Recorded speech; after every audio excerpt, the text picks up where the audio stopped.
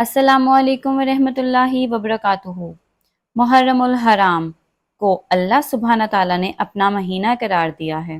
नबी करीम सल्लल्लाहु अलैहि वसल्लम ने इस महीने को शहरुल्लाह कहा है, यानी अल्लाह का महीना। महीनों की तादाद तो 12 है, जैसे कि कुरान पाक से भी पता चलता है। महीनों की तादाद, महीनों की गिनती अल्लाह के नज़दीक जिस दिन से इसने आसमानों और ज़मीन को पैदा किया है, अल्लाह की किताब में 12 महीने हैं और उनमें से 4 महीनों को उसने हुर्मत वाला बनाया है, जिनमें से एक रजब और 3 मुसलसल बाकायदा जुल्हज, जुल्कद और मुहर्रम हैं। ये 4 महीने हुर्मत वाले महीने करार दिए गए। उनके पीछे भी एक ख़ास वजह है। उनमें से खसूसी तौर पर मुहर्रम को मुहर्रमुल हराम कहा जाता है, यानी बहुत ही हुर्मत वाला महीना। मुहर्रम का लफ्जी मानी है ममनून करार दिया गया, मुकद्दस वाला, लायके एहतराम यानी बहुत ही एहतराम वाला महीना। दूसरे लफ्जों में ऐसा महीना जिसमें हर ऐसे काम से मना फरमाया गया जो फितना, फसाद और अमन की खराबी का बाइस हो, इससे बिलखसूस मना किया गया है। इसमें आपस में लड़ाई झगड़ा करना, जुल्म ज़्यादती करना, नाफरमानी के काम करने, अपनी जानों पर जुल्म करना, इनसे मना किया गया।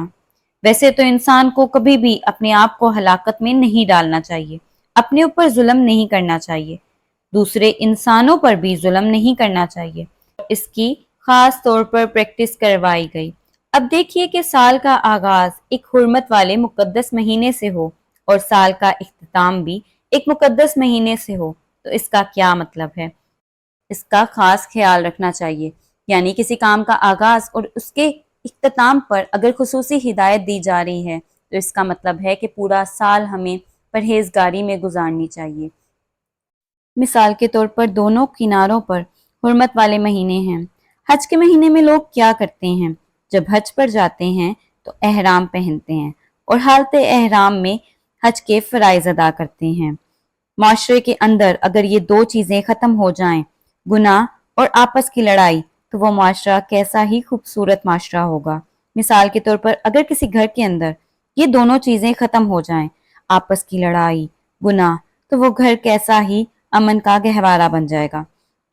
इसी तरह किसी शहर से, किसी मुल्क से ये जब दो चीज़ें निकल जाती हैं, वहाँ पर अमन आबाद हो जाएगा।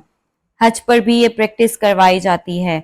वो हज से वापस आओ तो फिर भी उसी कैफियत को बरकरार रखना। इसी तरह रमज़ान में जब रमज़ान 30 दिन हमें परहेजगारी के साथ अल्लाह की इबादत और रोज़ों का हुक्म दिया जाता है, इसका मतलब ये नहीं कि रोज़ों के बाद हम वैसी इबादत नहीं करेंगे या रमज़ान के बाद हम वो इबादत भूल जाएंगे। बेशक ये हर हुर्मत का महीना हमें प्रैक्टिस के लिए दिया जाता है कि हम बाकी पूरा साल ऐसी ही इबादतों को मत भूलें और इनको अपनी रूटीन का हिस्सा बनाएं। मुहर्रमुल हराम इस्लाम का बहुत ही मुकद्दस महीना है। हिजरी साल का आगाज मुहर्रम से होता है। रमज़ान के बाद सबसे अफजल रोज़े अल्लाह के नज़दीक मुहर्रम के हैं। गोया इस महीने की खास इबादत फिर क्या हुई, बेशक रोज़े। मुहर्रम की 10 तारीख का रोज़ा जो है उसकी खास फजीलत है।